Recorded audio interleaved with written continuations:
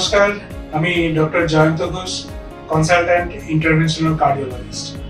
আপনাদের অনেকেই আমাকে জিজ্ঞেস করে থাকেন যে হার্টকে কি করে সুস্থ রাখা যায়।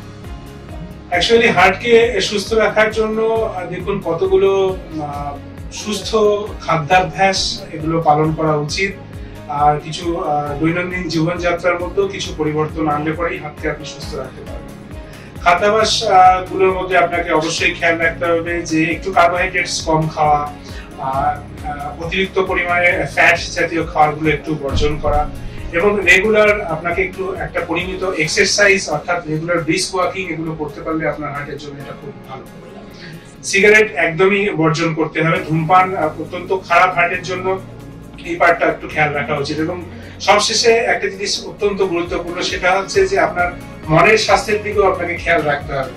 পর্যাপ্ত পরিমাণে ঘুম আপনার হার্টকে কিন্তু সুস্থ রাখতে সহায়তা করে। অর্থাৎ মানসিক যে সমস্ত স্ট্রেস গুলো আছে সেগুলো থেকে একটু দূরে থাকার চেষ্টা করুন, একটু মেডিটেশন করুন, আর প্রত্যেকদিন একটু করে হলেও অন্তত 45 মিনিট চেষ্টা করুন হাঁটার জন্য।